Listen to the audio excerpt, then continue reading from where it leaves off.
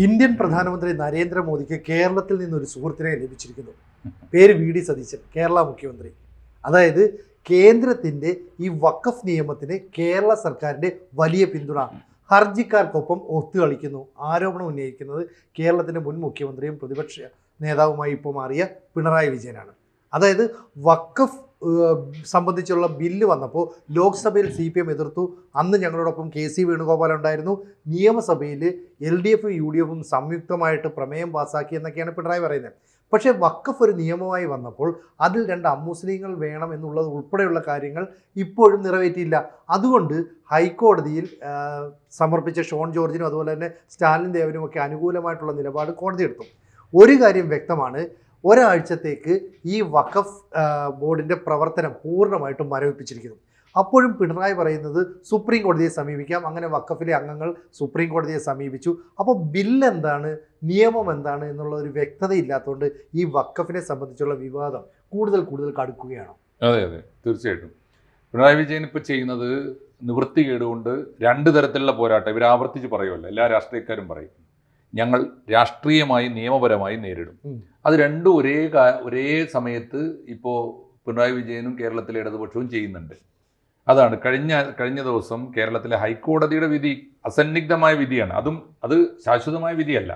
അന്തിമമായ വിധി വരുന്നത് വരെ ഈ ഒരാഴ്ചത്തേക്ക് മരവിപ്പിക്കുകയാണ് ചെയ്തത്. വഖഫ് ബോർഡിൻ്റെ മുഴുവൻ പ്രവർത്തനങ്ങളും മരവിപ്പിച്ചു. എന്തുകൊണ്ട്? അവിടെ വന്ന 4 ബില്ലുകൾ വന്നു, പ്രധാനപ്പെട്ട ബില്ലുകൾ. അതിലാദ്യം ഷോൺ ജോർജിന്റെ ഹർജിയാണ്. ഷോൺ ജോർജ് പറഞ്ഞത് ഈ വഖഫ് ബോർഡ് അപൂർണമാണ്. കാരണം കേന്ദ്രം പാസാക്കിയ നിയമം, രാജ്യത്തിന് മുഴുവൻ ബാധകമായ നിയമം നിലവിലുള്ളപ്പോൾ ആ നിയമത്തിലെ ക്ലോസുകൾ പാലിച്ചുകൊണ്ട് വേണം വഖഫ് ബോർഡിനെ നോമിനേറ്റ് ചെയ്യാൻ. പിണറായി വിജയൻ അവസാന കാലത്ത് പോകാൻ നേരത്ത്, അദ്ദേഹം പോകുമെന്ന് കരുതിയതല്ല, വലിയ പൂർവാധിക ശക്തിയോടെ തിരിച്ചു വരാൻ വേണ്ടി പോകുന്ന സമയത്ത് അദ്ദേഹം വഖഫ് ബോർഡ് റീകൺസ്റ്റിറ്റ്യൂട്ട് ചെയ്തു. കാരണം പഴയ വഖഫ് ബോർഡിൻ്റെ സമയം കഴിഞ്ഞു.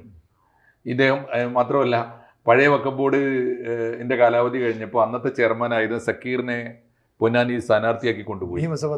നിയമസഭാ തലത്തിൽ സ്ഥാനാർത്ഥിയായി. അദ്ദേഹവും അവിടെയും തോറ്റു. വഖഫ് ബോർഡ് പുനഃസംഘടിപ്പിച്ചു.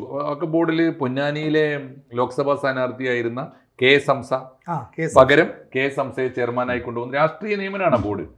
സത്യത്തിൽ ആ ബോർഡ് ഈ വഖഫ് ബോർഡാണെങ്കിൽ പോലും അവർക്ക് അടുത്ത 5 കൊല്ലം കാലാവധി ഉണ്ട്. അതൊക്കെ ശരിയാണ്. പക്ഷേ വഖഫ് ബോർഡിനെ കോൺസ്റ്റിറ്റ്യൂട്ട് ചെയ്ത് രാഷ്ട്രീയമായ നിയമനമായതുകൊണ്ട് പിണറായി വിജയൻ തോറ്റപ്പോൾ സത്യത്തിൽ ആ വഖഫ് ബോർഡ് രാജിവെച്ച് പോകേണ്ടതാണ്. അതാണ് ഒരു മര്യാദ. നിയമമല്ല കേട്ടോ, മര്യാദ അതാണ്. ചെയ്തില്ല. അപ്പോൾ ഷോൺ ജോർജാണ് ആദ്യം ഹൈക്കോടതി ചെന്നത്. അതായത് പുതിയ നിയമപ്രകാരം വഖഫ് ബോർഡ് കോൺസ്റ്റിറ്റ്യൂട്ട് ചെയ്യുമ്പോൾ രാജ്യത്ത് 29 വഖഫ് ബോർഡുകളുണ്ട്. എല്ലാ സ്റ്റേറ്റുകൾക്കും ഉണ്ട്, കേന്ദ്രത്തിനും ഉണ്ട്. ഏത് വഖഫ് ബോർഡ് നിയമിക്കുകയാണെങ്കിലും വഖഫ് ബോർഡിൽ 2 അമുസ്ലിങ്ങൾ വേണം. അത് പാലിച്ചിട്ടില്ല. ആ 2 വഖഫ് ബോർഡിലെ 2 അമുസ്ലിങ്ങളെ സീറ്റ് ഒഴിച്ചിട്ടിട്ടാണ് 9 അംഗങ്ങളെ നിയമിച്ചുകൊണ്ടാണ് പിണറായി വിജയൻ. അതുകൊണ്ട് ഇത് അപൂർണമാണെന്നാണ് ഷോൺ ജോർജ്. പക്ഷേ ഏറ്റവും ഒടുവിൽ വേറെയും ചില ബില്ലുകൾ ചെന്നു. എനിക്ക് തോന്നുന്നു ക്രിസ്ത്യൻ സംഘടന ചെന്നിട്ടുണ്ട്, മുനമ്പം ഇഷ്യൂ പറഞ്ഞിട്ട്. പ്ലസ് അതിൽ ഏറ്റവും ഒടുവിൽ ചെന്നത് സ്റ്റാലിൻ ദേവനാണ്. സ്റ്റാലിൻ ദേവൻ ഇത് അപൂർണമാണെന്ന് മാത്രമല്ല, ഇത് ഇല്ലീഗലാണ്. ഇൻകംപ്ലീറ്റ് ആണെന്നല്ല, ഇല്ലീഗലാണ്. അതിന് അദ്ദേഹം പറഞ്ഞ കാര്യങ്ങളാണ് വളരെ പ്രധാനപ്പെട്ട, കോടതി വളരെ ഗൗരവമായിട്ട് എടുത്തത്. അതിലൊന്ന്, ഇല്ലീഗലാണെന്ന് പറഞ്ഞാൽ 2 അമുസ്ലിങ്ങളില്ലാത്തത് തീർച്ചയായിട്ടും ഇല്ലീഗലാണ്. രണ്ടാമത്തെ കാര്യം എന്താണെന്ന് വെച്ചാൽ, ഇതിനകത്ത് എല്ലാ വിഭാഗം മുസ്ലിങ്ങൾക്കും പ്രാതിനിധ്യം കൊടുക്കണം എന്ന് പറഞ്ഞിട്ടുണ്ട്. വഖഫ് നിയമത്തിലുണ്ട്, ഭേദഗതി നിയമത്തിലുണ്ട്. ഇതിൽ സുന്നി വിഭാഗത്തിൽപ്പെട്ടവർ മാത്രമേ ഉള്ളൂ. മറ്റാര് ഷിയാക്കളില്ല, മറ്റു വിഭാഗങ്ങൾ ആരുമില്ല. അതുകൊണ്ട് അത് ഒന്ന്. വേറൊന്ന്, വഖഫ് ഭൂമിയുടെ തർക്കങ്ങൾ മുഴുവനും റവന്യൂ വകുപ്പുമായിട്ട് ബന്ധപ്പെട്ടതാണ്. അപ്പോൾ റവന്യൂ വകുപ്പിലെ ഒരു ജോയിന്റ് സെക്രട്ടറി തലത്തിലുള്ള ഒരു ഉദ്യോഗസ്ഥന് ഇതിൽ വേണം. അതില്ല. നിർഭാഗ്യവശാൽ, അല്ലെങ്കിൽ അറിഞ്ഞുകൊണ്ടാണോ ഇനി അറിയാതെയാണോ എന്നറിയില്ല, പിണറായി വിജയന്റെ ഗവൺമെന്റ് നിയമിച്ചപ്പോൾ സർക്കാർ ഉദ്യോഗസ്ഥന്റെ പ്രതിനിധിയായി എടുത്തേക്കുന്നത് നിയമവകുപ്പിൽ നിന്ന് ഒരാളെയാണ്. അത് അഡീഷണൽ സെക്രട്ടറി. ആ പോസ്റ്റും ശരിയല്ല, ഈ വകുപ്പും ശരിയല്ല. യെസ്. നാലാമത്തെ കാര്യം, അതാത് കാലത്ത് പ്രാബല്യത്തിലുള്ള ആ സംസ്ഥാനത്തെ ഒരു MLA-യുടെ പ്രതിനിധി വേണം. ഒരു എംപിയുടെ പ്രതിനിധി ഭാഗ്യവശാൽ രാജ്യസഭാംഗമായതുകൊണ്ട് അത് തോറ്റിട്ടില്ല.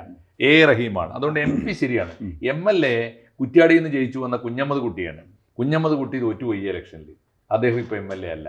അപ്പോൾ അതുകൊണ്ട് അയോഗ്യന MLA അല്ലാത്ത ഒരാൾ MLAയുടെ കോട്ടയിൽ കയറിയിരിക്കുന്നു, അപ്പോഴും ഇല്ലീഗലാണ്.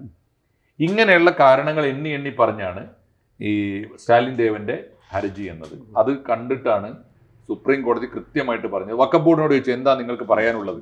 അപ്പോൾ ബാലിശമായൊരു മറുപടി വഖഫ് ബോർഡിന്റെ വക്കീൽ പറഞ്ഞു, അതെ ഞങ്ങളുടെ ഹർജി എന്താണെന്ന് ഞാൻ ഈ കേസ് വായിച്ചു നോക്കിയിട്ടില്ല, നേരം കിട്ടിയിട്ടില്ല. കോടതി വളരെ ഗൗരവമായിട്ട് പറഞ്ഞു, നിങ്ങൾക്ക് വായിക്കാൻ ഞങ്ങൾ ഒരു ദിവസമല്ല ഒരാഴ്ച സമയം തരാം. അതുവരെ പക്ഷേ അതുവരെ വഖഫ് ബോർഡ് പ്രവർത്തിക്കാൻ പാടില്ല, മരവിപ്പിച്ച് നിർത്തണം. ഇനി എന്തെങ്കിലും അത്യാവശ്യ സാധനങ്ങൾക്ക് കാര്യത്തിന് ഒരാൾക്ക് ശമ്പളം കൊടുക്കാൻ എന്തെങ്കിലും അത്യാവശ്യം ഉണ്ടെങ്കിൽ നിങ്ങൾ ഒരു ഗവൺമെന്റ് ഉദ്യോഗസ്ഥനെ അഡ്മിനിസ്ട്രേറ്ററായി നിയമിക്കുക എന്ന് പറഞ്ഞാൽ ഇന്നലത്തെ വിധി അനുസരിച്ച് മിനിഞ്ഞാന്നത്തെ വിധി അനുസരിച്ച് കേരളത്തിലെ വഖഫ് ബോർഡിൽ അഡ്മിനിസ്ട്രേറ്റീവ് ഭരണം വന്നു. അങ്ങനെയാണ് ഒരു ബോഡി മരവിപ്പിച്ചാൽ. ഇനിയിപ്പോ ചെയ്യേണ്ടത് അടുത്ത ബുധനാഴ്ചക്ക് മുമ്പ് വഖഫ് ബോർഡിന് പറയാനുള്ളത് കേരള ഹൈക്കോടതിയെ ബോധിപ്പിക്കാം. കേരള ഹൈക്കോടതിയെ ബോധിപ്പിക്കാൻ ഹൈക്കോടതി തന്നെ സമയം കൊടുത്തിരിക്കുമ്പോൾ ഈ വഖഫ് ബോർഡ് ചെയ്ത പണി എന്താണെന്നറിയോ? നേരെ സുപ്രീം കോടതിയിൽ ഈ വിധി ഇനിയിപ്പോ പിണറായി വിജയൻ പറഞ്ഞത് മുഴുവൻ എങ്ങനെയാണ് ജനങ്ങളെ പറ്റിക്കുകയാണ്. ഒന്നാമത്തെ കാര്യം അദ്ദേഹം പറഞ്ഞത് ഞങ്ങൾ 2 എണ്ണം ഒഴിച്ചിട്ടുണ്ടല്ലോ, അതാണ് പൂർത്തിയാക്കാൻ. പിണറായി വിജയൻ ചെയ്തതിന്റെ ബാക്കി ചെയ്യലാണോ പുതിയ ഗവൺമെന്റ് പണി? അദ്ദേഹം ചെയ്ത അപൂർണമാണ്, നിയമലംഘനമാണ് എന്ന് അദ്ദേഹം സമ്മതിക്കുക. രണ്ടാമത്തെ കാര്യം അദ്ദേഹം ചോദിക്കുന്നത് എന്താ? അതേ ഇപ്പൊ ചോദിക്കുന്നത് ഞങ്ങളൊക്കെ ചേർന്നിട്ട് VD സതീശന്റെ പാർട്ടിയും ഞങ്ങളും ഒക്കെ ചേർന്ന് പാർലമെന്റിലും കേരള നിയമസഭയിലേക്ക് ഒരുമിച്ച് ഈ നിയമത്തെ എതിർത്തതല്ലേ? എതിർക്കാമല്ലോ. രാജ്യത്തൊരു ബില്ല് വന്ന് നാഷണൽ ഡിബേറ്റ് നടക്കുമ്പോൾ ആർക്കും ആ ഡിബേറ്റിൽ പങ്കെടുക്കാം. അണ്ടിൽ ആൻഡ് അൺലെസ് ഏതുവരെ വൺസ് അത് ആ ബില്ല് ആക്റ്റായി നിയമം നിർമ്മിച്ചു കഴിഞ്ഞാൽ അത് രാജ്യത്തിന്റെ നിയമമാണ്. പിന്നെ കേരളത്തിന്റെ മുഖ്യമന്ത്രി ആയിരുന്ന ഒരാൾ അതിന് ചോദ്യം ചെയ്യാൻ പാടില്ല. മാത്രമല്ല ആ നിയമം പാസ്സായതിനു ശേഷം അദ്ദേഹം കൺസ്റ്റിറ്റ്യൂട്ട് ചെയ്ത വഖഫ് ബോർഡിൽ ആ നിയമം പാലിച്ചിട്ടില്ല എന്ന് പറഞ്ഞാൽ സ്വന്തം രാജ്യത്തിന്റെ നിയമത്തെ അദ്ദേഹം ധിക്കരിക്കുക ചെയ്തത്. എന്നിട്ടിപ്പോൾ ന്യായീകരിക്കാനിരിക്കുന്നു. അതൊന്ന്. പിന്നെ അദ്ദേഹം പറയുന്നത് വഖഫ് ബോർഡിന് യോഗം ചെയ്യാൻ തടസ്സമില്ല. വഖഫ് ബോർഡേ പ്രവർത്തിക്കാൻ പാടില്ല. യോഗം മാത്രമല്ല, പ്രവർത്തിക്കാനേ പാടില്ല. ഒരൊറ്റ അംഗവും നിലവിലില്ല ഇപ്പോ ഈ ഒരാഴ്ച. എന്നിട്ട് അഡ്മിനിസ്ട്രേറ്റീവ് ഭരണം പ്രഖ്യാപിച്ച ഹൈക്കോടതി വിധി ഉള്ളപ്പോഴാണ് ഈ കോടതിയിൽ എന്താണ് കുഴപ്പമില്ല. പിന്നെ അദ്ദേഹം പറയുന്നത് 9 പേരിൽ 5 പേരുണ്ടെങ്കിൽ 9 എങ്ങനെ 5 പേര് യോഗം ചേരുക? ഒരാൾ യോഗം കൂടാനേ പാടില്ല. യോഗം വിളിച്ചാൽ ഇല്ലീഗലാണ്. ഇപ്പോൾ ഈ ആഴ്ചയിൽ എങ്ങാനും വഖഫ് ബോർഡ് യോഗം വിളിച്ചാൽ ഇല്ലീഗലാണ്. ഇനി വഖഫ് ബോർഡിനോട് പറഞ്ഞത് നിങ്ങൾ അടുത്ത ബുധനാഴ്ച വന്ന് മറുപടി പറയൂ, നിങ്ങൾക്ക് എന്താ പറയാനുള്ളത് കേൾക്കട്ടെ എന്നാ. അപ്പൊ അതിന് പോകണതിന് കാത്തു നിൽക്കുന്നതിന് മുമ്പ് സുപ്രീം കോടതി പോവാണ്. വഖഫ് ബോർഡ് ചെയർമാനും വഖഫ് ബോർഡ് പോയിട്ടുണ്ട്. പ്ലസ് അതിനകത്ത് മെമ്പറാണ് മുക്കം ഉമർ ഫൈസി, അദ്ദേഹത്തെയും പറഞ്ഞയച്ചു. അത് മുസ്ലിം സംഘടനകളുടെ ഭാഗമായിട്ട് പോയി. ഇനി ഇപ്പോ പറഞ്ഞ വേറൊരു കാര്യം ആലോചിച്ച് നോക്കൂ. KC വേണുഗോപാൽ ഉൾപ്പെടെയുള്ള കോൺഗ്രസ് നേതാക്കന്മാർ ഈ ബില്ലിനെതിരായിട്ട് പാർലമെന്റിൽ സംസാരിച്ചാണ്. ശരിയാണ്, ബില്ലിനെതിരെ പാർലമെന്റിൽ സംസാരിക്കാം, CPM സംസാരിക്കാം, കോൺഗ്രസ് സംസാരിക്കാം. ഇനി പാർലമെന്റ് പാസ്സാക്കിയ നിയമത്തിനെതിരായിട്ട് ബില്ല് ഒരൊറ്റ വകുപ്പേ ഉള്ളൂ. പാർലമെന്റ് പാസ്സാക്കിയ നിയമത്തിനെതിരെ നിയമപരമായി എന്തെങ്കിലും ഉണ്ടെങ്കിൽ കോടതി പറയാം. അങ്ങനെയല്ലേ നിയമം രാജ്യത്ത്? ഇയാൾക്ക് അതിന്റെ പ്രാഥമികമായ ധാരണയില്ലാതെ സംസാരിക്കുക, ജനങ്ങളെ പറ്റിക്കുക. എന്നിട്ട് ഇനിയിപ്പോ അദ്ദേഹം ചോദിക്കും എല്ലാം കഴിഞ്ഞിട്ട് എനിക്ക് തോന്നുന്നു ഈ ദിവസങ്ങൾ നീണ്ട ഡിബേറ്റ് പാർലമെന്റിൽ കഴിഞ്ഞിട്ട് JPCക്ക് വിട്ട് ആ ചർച്ച മുഴുവനും കഴിഞ്ഞിട്ടാണ് നിയമം പാസ്സാക്കുന്നത്. ഇപ്പൊ ഇദ്ദേഹം ചോദിക്കുക 2 അമുസ്ലിം അംഗങ്ങൾ വേണമെന്ന് പറയുന്നത് ശരിയാണോ? എന്താ തെറ്റ്? അതിന് കാരണം പറഞ്ഞിട്ടുണ്ട്. ഇന്ത്യയിൽ നിലനിൽക്കുന്ന എണ്ണമറ്റ വഖഫ് തർക്കങ്ങളിലൊക്കെ തന്നെ പ്രധാനപ്പെട്ട തർക്കം മുസ്ലിം സംഘടനകൾ തമ്മിലാണ്. അതിൽ രമ്യമായൊരു തീരുമാനം എടുക്കാൻ ഇപ്പൊ ഞാനും സിനുജിയും തമ്മിൽ തർക്കമുണ്ട്. ഞങ്ങൾ 2 പേരും ഒരേ സമുദായത്തിലെ 2 വിഭാഗങ്ങളെ നേരിച്ചോളൂ. അവിടെ ഈ സമുദായത്തിന് പുറത്തുനിന്ന് ഒരാളുണ്ട്, തോമസ് സാറെ നേരിച്ചോളൂ. അപ്പൊ തോമസ് സാറ് ഇങ്ങനെയല്ലേ, അതിന് ന്യായമായ ഒരു തീരുമാനം രമ്യതയുമായി പരിഹരിക്കാൻ പറ്റും, കോടതി പോകാതെ തീർക്കാൻ പറ്റും. അതിനാണ് 2 മുസ്ലിങ്ങൾ. എന്താ 2 മുസ്ലിങ്ങളെ വെച്ചാൽ കുഴപ്പം? ഞാൻ ചോദിക്കട്ടെ, പിണറായി വിജയന്റെ പാർട്ടിയിൽ ഇസ്ലാമിക് ഹിസ്റ്ററിയിൽ റാങ്ക് വാങ്ങിയ നേതാക്കന്മാരുണ്ടല്ലോ. ഇപ്പോൾ വിജയരാഘവന്റെ റാങ്ക് ഞാൻ മനസ്സിലാക്കുന്ന ഇസ്ലാമിക് ഹിസ്റ്ററിയിലാണ്, മലപ്പുറത്തുകാരനുമാണ്. നിങ്ങൾ വിജയരാഘവനെ വെക്കടോ? നിങ്ങൾ എന്തിനാ ഒരു നിയമത്തെ ലംഘിക്കാൻ നിൽക്കുന്നത്? രാജ്യം പാസ്സാക്കിയ ഒരു നിയമത്തിൽ ഒരു 2 മുസ്ലിങ്ങൾ വന്നാൽ ഒരു ബോർഡിൽ പോട്ടെ, 11 പേരുള്ള ഒരു ബോർഡിൽ 2 മുസ്ലിങ്ങൾ അവിടുത്തെ ഭൂരിപക്ഷം അട്ടിമറിക്കൊന്നുമില്ലല്ലോ. ഇവർ ഈ 9 പേരെ പിണറായി വിജയന് രാഷ്ട്രീയമായി പറ്റിയ ആളുകളെ വെക്കുമ്പോൾ അക്കൂട്ടത്തിൽ നിങ്ങൾക്ക് പറ്റിയ 2 മുസ്ലിങ്ങളെ വെക്ക്. അതിനെന്താ കുഴപ്പം? സതീശനും അങ്ങനെ വെക്കട്ടെ. നിയമം പാലിക്കണ്ടേ, നിയമത്തെ മാനിക്കണ്ടേ? രാജ്യം പാസ്സാക്കിയൊരു നിയമമല്ലേ? എന്നിട്ട് ഇപ്പൊ പറയാണ് VD സതീശൻ KC വേണുഗോപാൽ പാർലമെന്റിൽ ബില്ലിനെ എതിർത്തു. നിയമത്തെ എതിർക്കാൻ പാടുണ്ട്. നിയമത്തെ എതിർക്കുന്നതിന്റെ രീതി അതല്ലല്ലോ. നിയമത്തിനോട് നിങ്ങൾക്ക് വിരോധം ഉണ്ടെങ്കിൽ അത് ഇന്ന കാരണങ്ങളാൽ കോൺസ്റ്റിറ്റ്യൂഷനിലാണെന്ന് പറഞ്ഞിട്ട് പാർലമെന്റ് ഇപ്പോൾ കോടതിയിൽ പോകാം. അതൊന്നും ചെയ്യുന്നതിന് പകരം ഇപ്പോൾ ഇങ്ങനെ ഇപ്പൊ എന്നിട്ട് പറയാൻ ഭീഷണി എന്താണെന്നറിയോ? അതിനകത്തെ ചീപ്പ് പൊളിറ്റിക്സ് അതാ പിണറായി വിജയൻ പറയണത്. ഇന്നല്ലെങ്കിൽ നാളെ ഇത് മറ്റു മതസംഘടനകളിലേക്കും വരാം. ഏത് ദേവസ്വം ബോർഡിൽ മുസ്ലിങ്ങൾ വേണമെന്നൊക്കെ ആരെങ്കിലും ആവശ്യപ്പെട്ടാലോ അത് വരട്ടേടോ, നാഷണൽ ഡിബേറ്റ് വരട്ടെ, അതിനെക്കുറിച്ച് ആളുകൾ ചർച്ച ചെയ്യും. എന്നിട്ട് രാജ്യത്തിന് അങ്ങനെ തോന്നുന്നുണ്ടെങ്കിൽ നിയമമാവും. അങ്ങനെയാണെങ്കിൽ നിങ്ങൾ പിന്നെ മരുമോനെ ആരെങ്കിലും ദേവസ്വം ബോർഡിൽ എടുത്തോ, നമുക്കെന്താ വിരോധം? പക്ഷെ രാജ്യത്തെ നിയമപ്രകാരം ആയിരിക്കണം പ്രവർത്തിക്കുന്നത്. അതിന് വിരുദ്ധമായി പ്രവർത്തിക്കുക, അതിന് വിരുദ്ധമായിട്ട് വഖഫ് ബോർഡ് ഉണ്ടാക്കുക.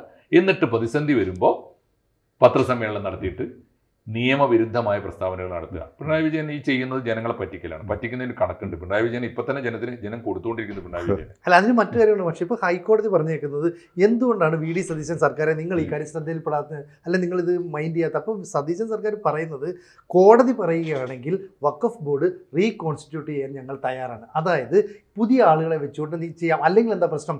5 വർഷം വരെ നിലവിലെ വഖഫ് ബോർഡ് മുന്നോട്ട് പോകണം, ഇവർക്കൊന്നും ചെയ്യാൻ പറ്റില്ല. അപ്പോൾ വഖഫ് ബോർഡിന് വേണ്ടിയിട്ട് വി ഡി സതീശൻ നരേന്ദ്രമോദിയെ പിന്തുണയ്ക്കുന്നു. എത്ര വളഞ്ഞ വഴിയാണ്! കാരണം നരേന്ദ്രമോദിയുമായിട്ട് യാതൊരു അടുപ്പവും ഇല്ലാത്ത ആളായിരുന്നു വി ഡി സതീശൻ. അദ്ദേഹം മുഖ്യമന്ത്രി ആയപ്പോഴാണ് നേരിട്ട് കാണാൻ പോകുന്നത് തന്നെ. ഇവിടെ പിണറായി വിജയൻ ഉന്നയിക്കുന്നതൊക്കെ തന്നെ ഈ നേരത്തെ നമ്മൾ പറഞ്ഞ പോലെ മുസ്ലിം സമുദായത്തിന് വേണ്ടിയിട്ട് ബാലിശമായ വാദങ്ങൾ ഉന്നയിച്ച് ഇതാ നിങ്ങൾക്ക് വേണ്ടി ഞങ്ങൾ നിലകൊള്ളുന്നു എന്ന് വീണ്ടും വീണ്ടും പറയാൻ ശ്രമിക്കുന്നു. ആണ് മറ്റല്ല സതീശനെ നമുക്ക് പറഞ്ഞ സതീശനോടും സതീശന്റെ ഗവൺമെന്റിനോടും രാഷ്ട്രീയമായ വിയോജിപ്പുള്ളത് വേറെ പറയാം. ഈ കേസിൽ ഇന്നലെ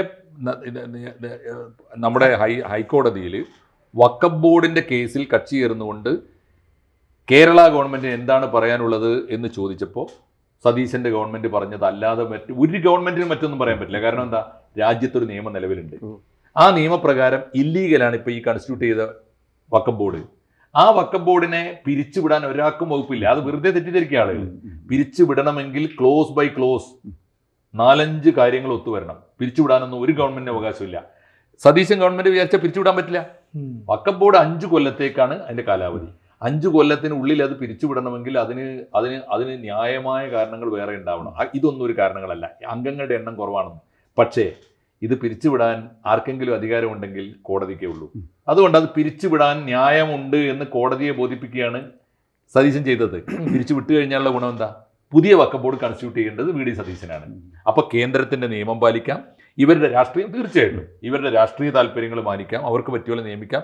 ഒക്കെ നിയമിച്ചാലും നിയമം ഒരു വളയമുണ്ടല്ലോ, അത് പാലിച്ചുകൊണ്ടല്ലേ കളിക്കാൻ പറ്റുള്ളൂ. സതീശൻ ഈ സമയത്ത് ഇതിന്റെ പേരിൽ ഞാൻ ചോദിക്കട്ടെ, വേറെ ഏത് ഗവൺമെന്റ് വന്നാൽ ഇന്നലെ കേരള ഹൈക്കോടതിയിൽ ഇതല്ലാത്തൊരു സ്റ്റാൻഡ് ഏത് ഗവൺമെന്റ് എടുക്കാൻ പറ്റും? അതിലൂടെ സതീശൻ BJP ചേർന്നു, സതീശൻ RSS ആയി, സതീശൻ ഇതൊക്കെ വളരെ ബാലിശമായ വാദങ്ങളാണ്. സതീശൻ ഒരു ഗവൺമെന്റ് ചെയ്യേണ്ടതാണ് ഇന്നലെ കോടതിയിൽ ചെയ്തത്. ആ കോടതി എന്താ ചെയ്തത്? പിണറായി വിജയൻ നിയമിച്ച വഖഫ് ബോർഡിന് പറയാനുള്ളത് എന്താണെന്ന് അടുത്ത ബുധനാഴ്ചക്കുള്ളിൽ വന്ന് പറയണമെന്നാണ് പറഞ്ഞു. അതെന്തുകൊണ്ടാ? ഞങ്ങളിത് നോക്കിയിട്ടില്ല സാർ എന്ന് കോടതി പോയി പറഞ്ഞു. അപ്പോഴാണ്. എന്നിട്ട് എന്നാ മാന്യമായിട്ട് എന്താ ചെയ്യേണ്ടത്? ഈ KS ഹംസക്കും കൂട്ടരും ഒരാഴ്ച സമയം കിട്ടിയല്ലോ, കോടതിയിൽ എടുക്കേണ്ട സ്റ്റാൻഡൊക്കെ എടുത്ത് വക്കീലന്മാരോട് ആലോചിച്ച് പിണറായി വിജയനോടൊക്കെ ആലോചിച്ചിട്ട് കോടതി പോയി പറഞ്ഞാൽ പോരെ? അതിന് നേരമില്ല. ഈ ഹൈക്കോടതി വിധിയെ മറികടക്കാൻ സുപ്രീം കോടതി പോയി.